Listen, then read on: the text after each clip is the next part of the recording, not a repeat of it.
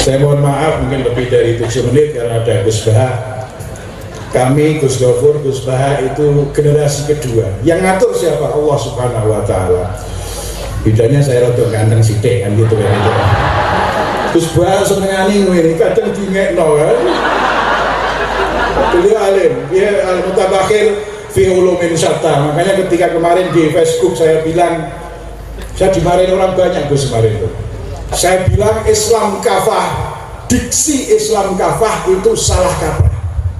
Saya contohkan di situ, dalam Al-Quran hanya 5 kali kafah itu dan semuanya jamak. Dan dalam tradisi bahasa Arab kafah tidak pernah menjadi isim sifat. Saya ngomongin santri, bingung mereka. Lalu Islam kafah dari mana? Cari aja udkhulu fisilmi kafah. Nggak gitu cara ngartikannya. Udkhulu antum kafatukum fisilmi. Nah cara nahunya gitu, tapi kadang nggak ada kafatas silmi, nggak ada kafatal ilmi, nggak ada kafatal amal, harus jamak. Saya teliti juga 9 kitab hadis, ada 35 kafah. Elek-elek saya dosen hadis kan, sambil gini kan, dosen hadis. Semua kata kafah dalam hadis mulai Bukhari, Muslim, Nasai, Tirmidzi, Ibnu Majah, Abu Dawud, Ad-Darimi, Muwatta dan Ahmad, kafah itu terkait dengan An-Nas dan Al-Khalqi, semuanya jamak. Nggak ada kafah yang menuju ke yang mufrad. Jadi memaksa istilah Islam kafah menurut saya adalah pemerkosaan gramatikal. Assalamualaikum warahmatullahi wabarakatuh. Assalamualaikum warahmatullahi wabarakatuh. Bismillahirrahmanirrahim. Allahumma sholli wa sallim ala sayyidina maulana Muhammadin wa ala alihi washabihi ajmain. Amma ba'du. Sedanten keluarga besar Mbah Ali Maksum ingkang sangat kula hormati. Wabil khusus pernah Mbah kawula Kiai Haji Atabik Ali, Mbah Nafisa, Mbah Hanifah, Mbah Ida sedanten. Karena saya ini min dzurriyyati Mbah Umar bin Arabi. Saya cucu dari Mbah Umar lewat Fatimah binti Abdul Khalik bin Umar. Jadi mbah saya kandung itu sepupu dengan Kiai Hamid Pasuruan.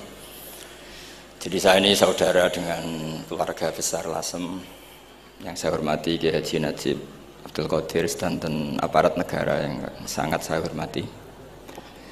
Ini yang pertama saya sampaikan Sodaqah Gus Gofur karena benar-benar dobos betul memang ini.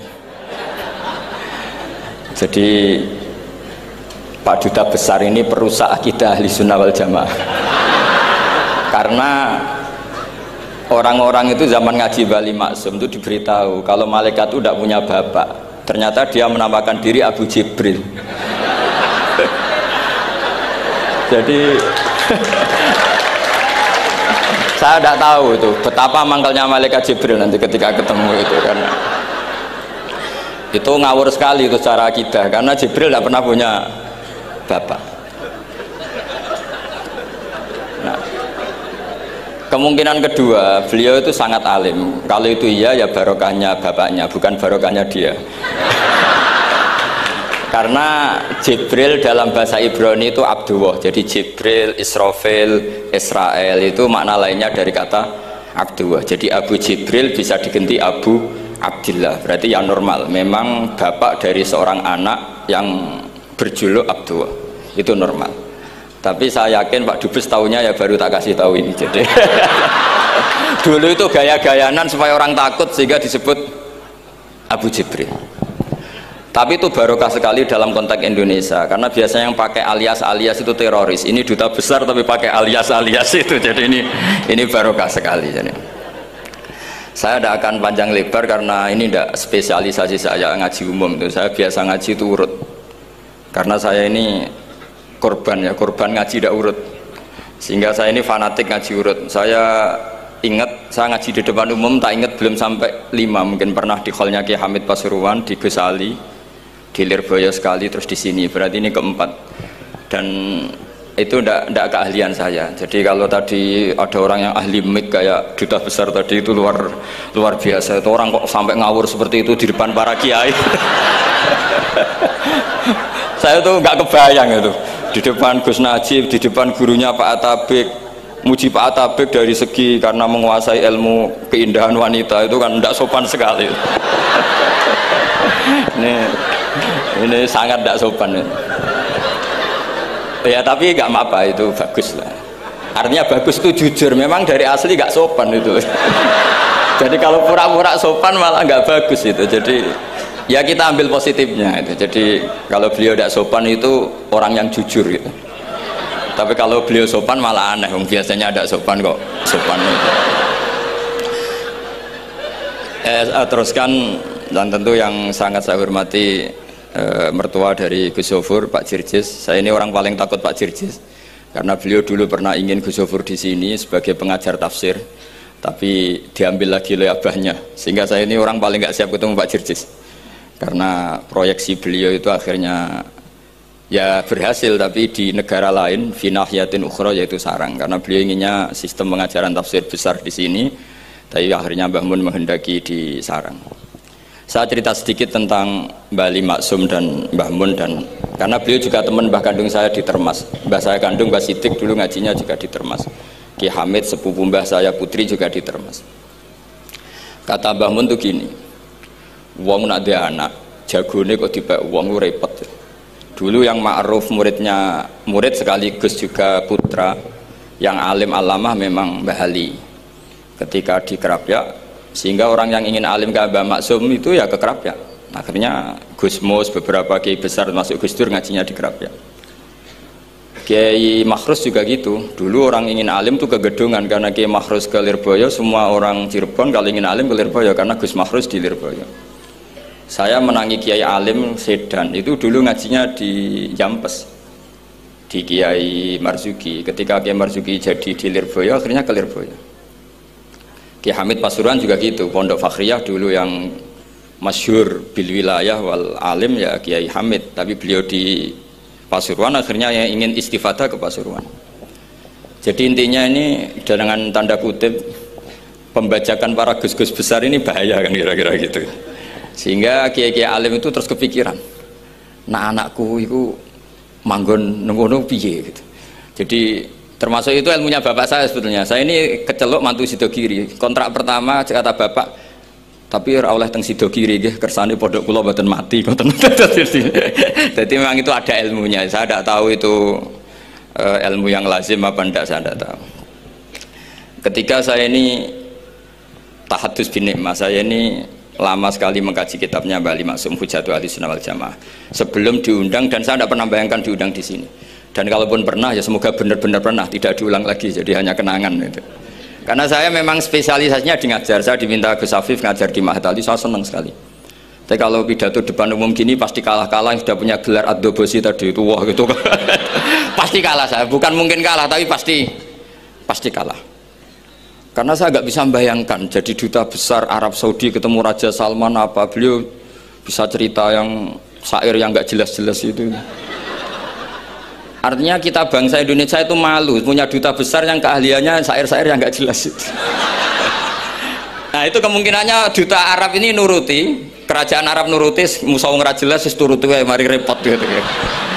Itu ada beberapa kemungkinan itu. Nah terus pembelaan saya terhadap yang enggak, makanya ini ngajinya harus khatam. Sebetulnya hadis itu ada terusannya, itu di kitab Firihabillahil Haram. Itu Sayyid Muhammad ngendikan babu istihbabi dukhulil bait, kemudian diteruskan babu karohati dukhulil bait. Itu dalam satu bab.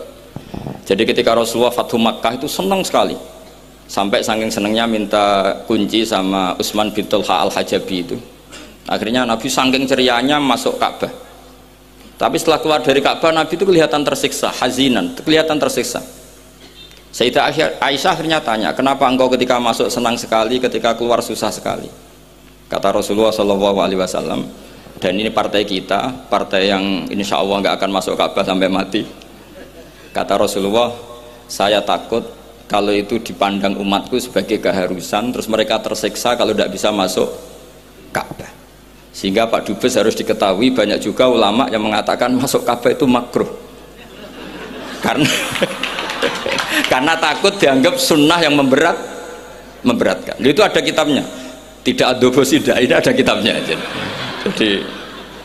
Jadi kalau yang mengatakan sunat, dia monggo mawon yang berkesempatan lewat tadi siir-siir bohong tadi, dia monggo.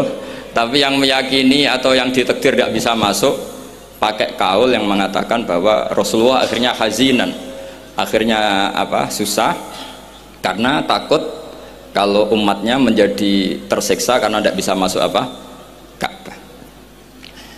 Terus ini yang terakhir, karena ini kenangan saya dengan Bali Maksum. Saya menangi beliau itu kelas 4 SD ketika beliau ngisi di Mbah Hamid Bedowi.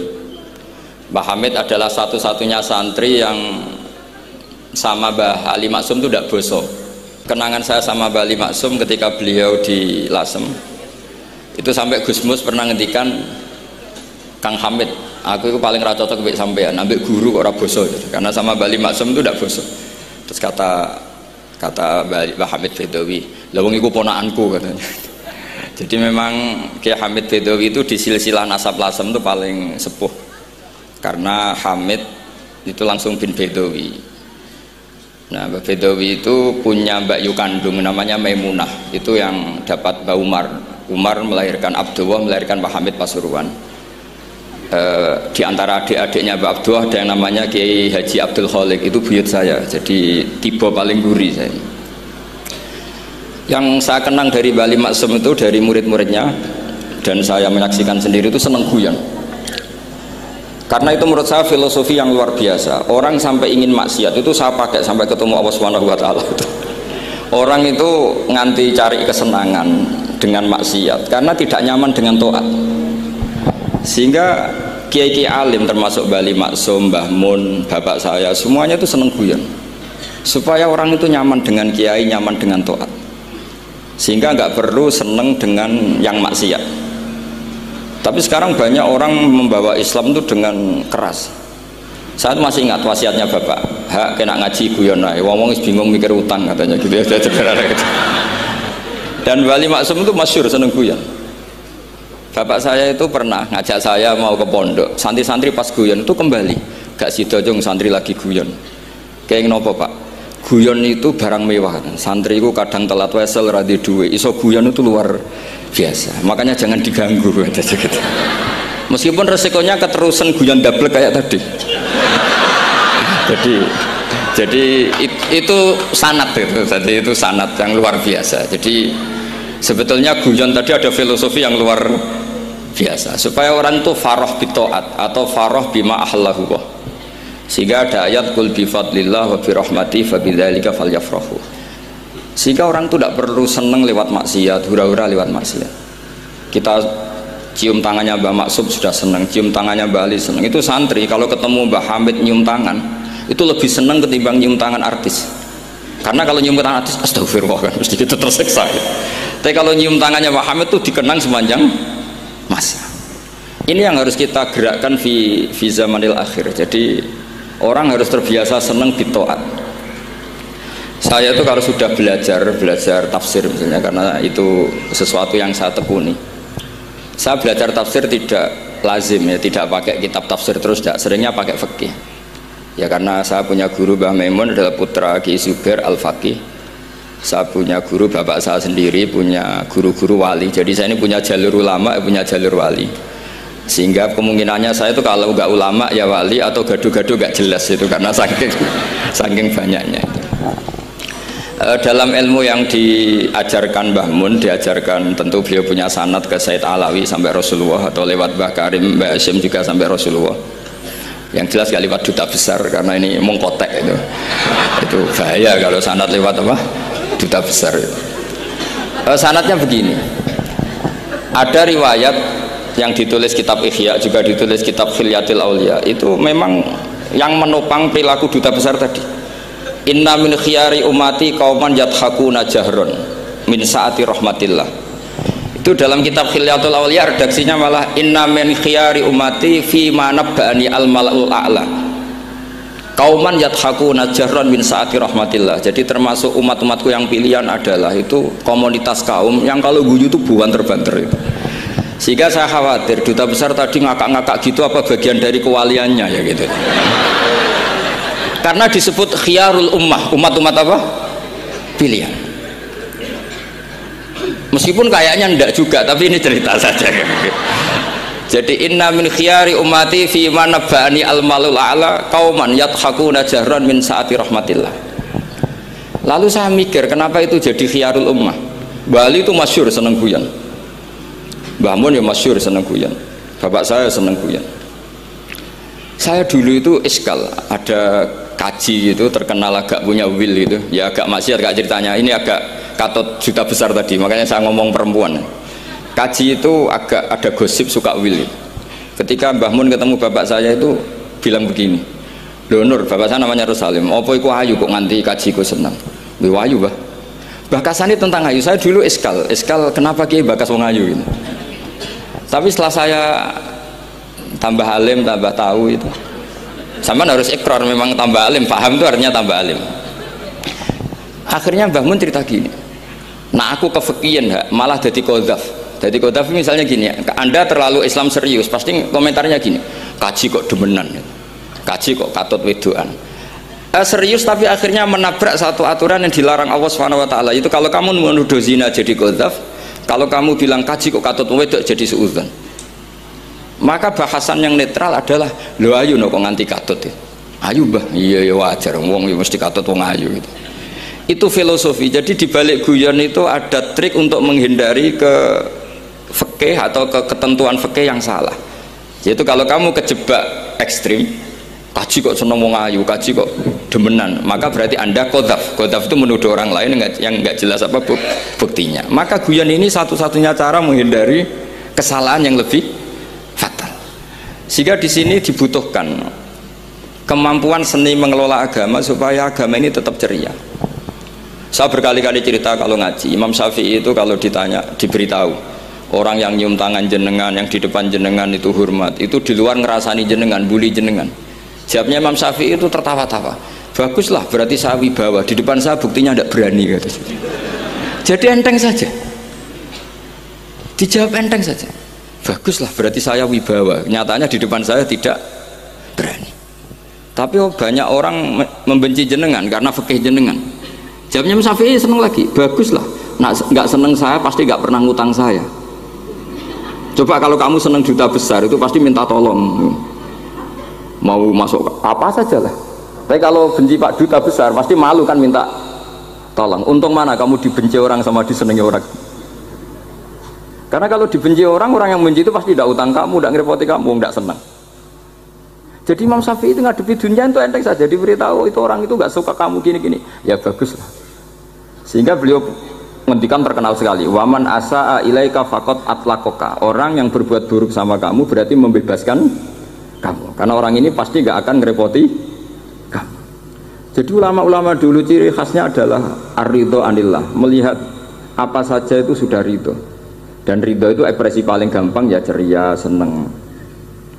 Nah kemudian tadi kan saya bilang terakhir, ini yang paling terakhir saya baca trik menjaga perbedaan ini tetap kondusif. Saya neliti kitab Bali Maksum sampai khatam, termasuk kitab yang saya letakkan di kamar khusus itu diantaranya ada kitabnya Bali Maksum, Naduman Sulam Taufiknya Mbah Hamid yang karangan orang-orang Indonesia. Tentu terbanyak ya kitabnya Mbah Mun, Mbah Zubair. Bahkan saya masih punya catatan tangan tulisannya Basim Asyari karena beliau pernah nyurati buyut saya ketika khatam Sahih Muslim yang keluarga Kudus. Terus banyaklah saya punya, termasuk saya punya tulisan tangannya Kiai Fakih Mas Gumambang, gurunya Mbah Zubair. Saya memang dokumenter kitab, sehingga saya maaf sekali kalau pidato umum itu memang saya tidak keahlian saya. Karena itu harus dobos, itu tidak keahlian ulama, dobos itu tidak keahlian ulama. Ini saya baca singkat, tapi semoga ini barokah karena ini kholnya Bali Maksum. Semua mubalek tadi pakai catatannya sendiri, jadi itu ngekholi dirinya sendiri. Ini saya pakai orisinil kitabnya Bali Maksum. Jadi saya mungkin penceramah terbaik karena sesuai konteksnya gitu. Nah ini enggak. Ini kholnya Bali Maksum, cerita syairnya sendiri tentang rokok lagi. Bolot lagi. Yes. Ya semoga diampuni oleh Allah Subhanahu wa taala. Ini ngendikane beliau tentang meminimalkan konflik. Ini saya baca di bab Al-Mithalul Awal. Jawazu hibati thawabil qiraah wa shadaqah lil mayyit wa wusuli thawabil qiraah wa a'malil birril mayyit. Kita berkeyakinan bahwa yasinan, tahlilan itu sampai ke mayit. Itu boleh kita hadiahkan dan sampai ke mayit. Kata Bali Maksum, wa wa min masailil furu' al khilafiyah Fala yajuzu bi sya'nihi itharatul fitan wal jidal wal ingkar alal qail wal amili bihi wala alal mukhalif. Ini dari awal masalah khilafiyah, sehingga gak perlu jadi konflik yang berkelanjutan, baik kita menuntut yang melakukan itu atau menuntut yang menentang itu, karena dari awal ini masalah furu'iyah, sing nglakoni nggih monggo, sing nentang nggih napa monggo. Selama ini kan kita yang melakukan memaksa orang lain menerima, yang menentang memaksa orang lain menghentikan. Ini tidak fair, kata Bali. Kata beliau itu gak fair. Wala yang bagi ayako abenahuma mala yang bagi wukuhu benal akhwaini muslimaini.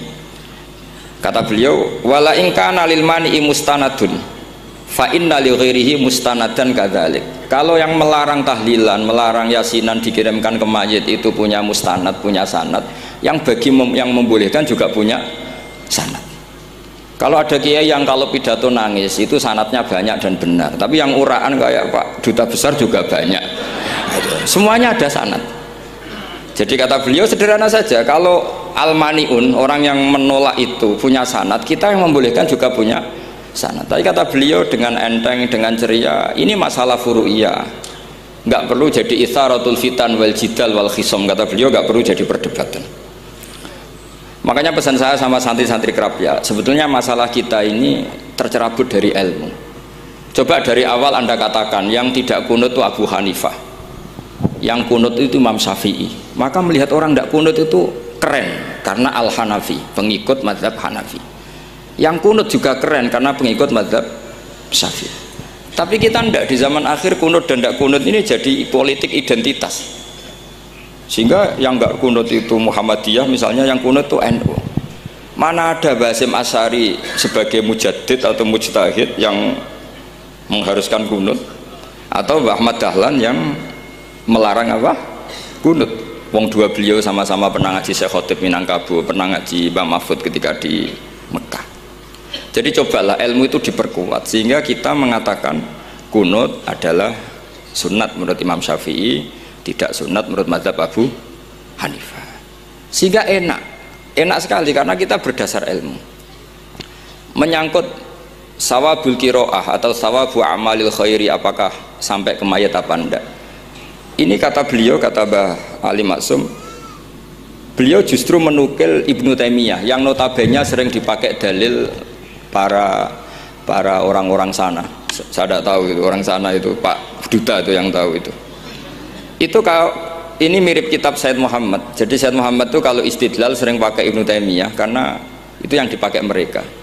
Tapi ternyata Ibnu Taimiyah, qala Ibnu Taimiyah innal mayyit yantafi'u bi qiraatil Qur'an kama yantafi'u bil ibadah al maliyah minas shadaqah wa nahwiha.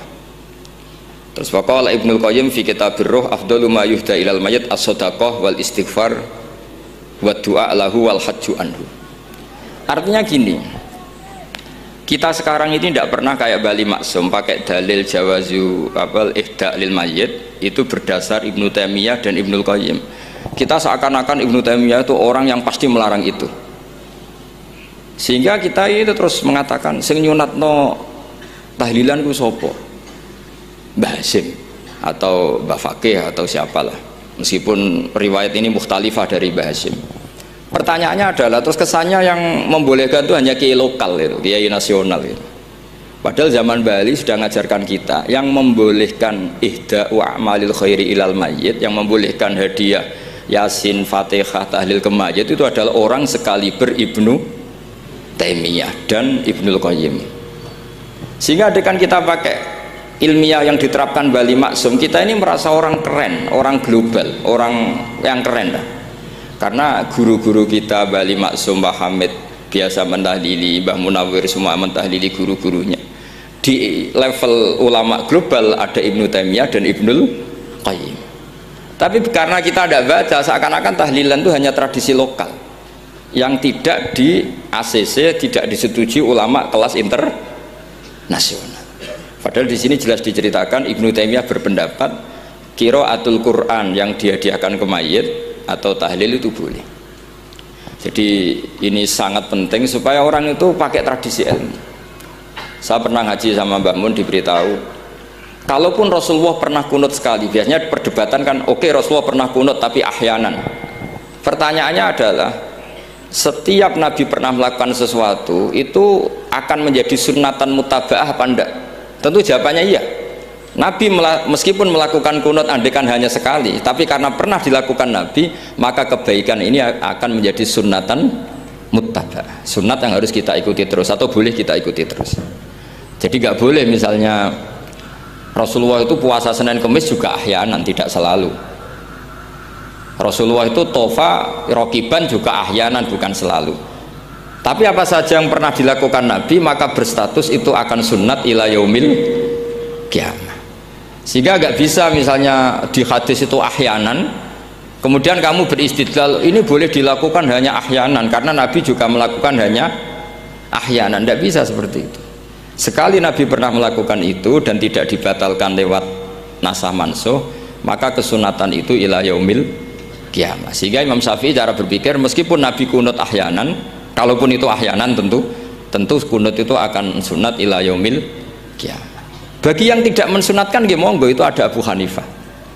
Makanya kata Mbah Maksum, kata Mbah Ali Maksum di sini diberi muqaddimah, wa wa min masailil furu' al khilafiyah fala yajuzu bi sya'nihi itharatul fitan wal jidal wal ingkar alal qail wal amili bih wala alal mukhalif. Jadi kita sendiri disarankan beliau, kamu juga gak usah nantang debat sama mukhalif karena dari awal sudah masalah-masalah yang apa? Khilafiyah. Lalu terakhir pilihan-pilihan terus kemudian tetap memancing polemik. Saya mau cerita lucu di Ihya yang katanya kitab sakral itu ya punya sisi lucu, sisi unik. Nabi Musa sebagai Nabi Bani Israel itu sering digugat karena orang Israel itu tukang debat. Terus Nabi Musa minta ijazah, ya Allah saya kasih ijazah seperti tadi beliau minta ijazah Mbah Mun tadi, minta ijazah yang supaya orang itu tidak bisa berkata buruk sama saya, semuanya muji saya. Jawabannya Allah itu unik. Ya Musa hadza syai'un lam asna'hu li nafsi fa kaifa asna'uhu bika. Aku pangerane sering disalahpahami apa meneh kowe katanya. Jadi makanya kalau ada orang bully beda paham itu biasa saja. Kata Allah hadza syai'un lam asna'hu li nafsi, itu sesuatu yang saya tidak melakukan untuk diri saya sendiri. Kata Allah, saya ini Tuhan yang mengatakan saya punya anak ya banyak, yang anggap saya bakhil ya banyak, yang salah paham dengan saya banyak, padahal saya ini Tuhan. Kalau saya mau tak bungkam semua itu orang. Itu saja tidak saya lakukan. Apa mereka terima Nabi? Makanya ini semoga ini saya gojlok Pak Duta Besar jadi pahala beliau. Karena diantara pahala itu disebabkan digojlok orang. Jadi kalau beliau tadi gojlok saya, sekarang tak balas, kayaknya pasti menang saya karena beliau sudah tidak bisa ke panggung lagi. Yang jelas saya kagum, ya saya puji betul Gus Zofur ketika dari awal memberi gelar Ad-Dobosi tadi ternyata betul. Tapi saya pastikan itu ada sanadnya, yaitu inna min khiyari ummati fima nabba'ani al-malul a'la qauman yadhakuna jarran min saati rahmatillah. Jadi diantara umat Allah yang pilihan adalah umatku yang kalau umatnya Rasulullah tentu yang kalau terbanter-banter karena min saati rahmatillah. Saya bayangkan kalau saya di rumah Pak Dubes dikasih makan gratis, dikasih minum gratis, kemudian di rumah itu saya merengut saja, itu kan kurang syukur.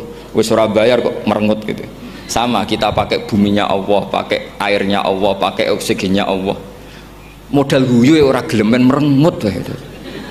Itu kalau Allah tersinggung pasti Allah ngendikan falyatub robban siwa iwal yakhruj min tahti ardi wasama. Istilahkan mencari Tuhan selain saya kata Allah dan keluarlah dari langit saya, dari bumi saya. Daripada diusir pangeran wis ning donya ceria wae, guyu wae, sementing aja dhewean nak pas guyu wis ngoten mawon. Wassalamualaikum warahmatullahi wabarakatuh. Baik teman-teman semua, sedulur-sedulur semua, itulah reaction ngaji kita bersama dengan Kiai Haji Bahauddin Nur Salim, yang mana Gus Baha atau Gus Bahauddin Nur Salim ini ngaji bersama dengan Duta Besar untuk Arab Saudi, ada Gus Maftuh Abi Gabriel ya, yang mana di sini katanya seangkatan dengan Gus Bah dan juga Gus Ghafur, yang ini saling adu gojlokan ya teman-teman, saling adu gojlokan yang benar-benar apa ya, sangat ya, karena membuktikan bahwasanya dia itu memang benar-benar temannya Gus Bah, sudah akrab dengan Gus Bah. Jadi sudah sejak dulu memang akrab dengan Gus Bah, satu angkatan ya teman-teman. Dan tentunya gojlokannya ya gojlokan ala santri lah ya, seperti itu. Dan ini Gus Bah mengajinya menjelaskan mengenai khilafah ataupun menyikapi kita dalam berkhilaf, atau khilaf itu artinya ya perbedaan pendapat nggih. Ada antara perbedaan pendapat antara satu ulama dengan ulama yang lain dan lain sebagainya, yang mana artinya bahwa setiap khilaf itu pasti ada yang namanya pendapat ya. Jadi setiap ulama itu punya pendapat masing-masing yang kadang itu beda dengan yang lain, dan perbedaan itu tentunya karena memang perbedaan ataupun khilafnya para ahli ilmu, maka ya mempunyai dasar masing-masing, mempunyai prinsip masing-masing, dan tentunya prinsip atau dasar masing-masing itu mempunyai referensi yang jelas, dasar hukum yang jelas, sehingga apa yang menjadi ijtihad masing-masing itu mempunyai dasar yang jelas berdasarkan Al-Quran dan hadis, dan berdasarkan dengan ketentuan-ketentuan Islam, baik itu secara fikih maupun secara hukum lainnya. Tetapi kebanyakan memang khilaf itu secara fikih ya teman-teman, karena memang yang amaliyah itu adalah fikih. Dan tentunya Gus Bah di sini dalam menyikapi masalah khilafiyah itu jangan sampai terlalu fanatik ya. Artinya itu jangan terlalu fanatik dalam artian di sini bukan berarti kita nggak boleh fanatik dalam satu manhaj atau mazhab saja, tapi yang jelas setiap perbedaan itu ada apa istilahnya ijtihad ataupun ada toleransi yang harus dilakukan. Toleransi ini atau tenggang rasa ini berkaitan dengan prinsip yang masing-masing ulama lakukan ataupun masing-masing ulama punyai, yang mana satu dengan yang lain itu kadang berbeda, tetapi nggak masalah karena memang mazhab ataupun manhaj itu ataupun ijtihad itu ya bisa digunakan di satu sisi karena memang dasarnya itu ada, karena memang sumbernya itu masih satu, yaitu Al-Quran, hadis, ijma dan qiyas mungkin ya teman-teman. Jadi menyikapi atau mengelola khilafiyah ataupun mengelola perbedaan antar ulama ini tentunya harus dewasa, harus dengan toleransi yang baik, harus dengan penyikapan yang baik juga. Mungkin itu teman-teman. Yang jelas di sini kita menyikapi bahwasanya Gus Bah itu ternyata ada temennya yang jadi duta besar di Arab Saudi, yaitu Gus Maftuh Abi Gebril ini, dan tentunya gejolokan para ulama itu pasti mempunyai nilai-nilai kandungan tersendiri ya teman-teman, mempunyai kebaikan-kebaikan tersendiri, karena nantinya ketika tidak ada khilaf, tidak ada perbedaan, maka referensi amaliyah dari masyarakat ataupun umat itu akan sedikit. Nah ketika sedikit itu nanti malah bahkan bisa menjadi suatu hal yang apa istilahnya ya, seolah-olah itu diwajibkan, padahal tidak. Nah ternyata ketika semakin banyak khilaf itu juga semakin menambah referensi keilmuan. Nah itu bagusnya khilafiyah itu seperti itu. Oke teman-teman, itu saja yang bisa kita sampaikan. Semoga menjadi ilmu yang manfaat dunia akhirat. Kita doakan bareng-bareng semoga Gus Bah senantiasa sehat, senantiasa diberkahi panjang umur, diberkahi kesempatan untuk terus-menerus memberikan keilmuan-keilmuannya kepada kita semua, sehingga kita bisa istiqomah ngaji bersama dengan Gus Bah. Ya teman-teman, sekali lagi terima kasih. Wassalamualaikum warahmatullahi wabarakatuh.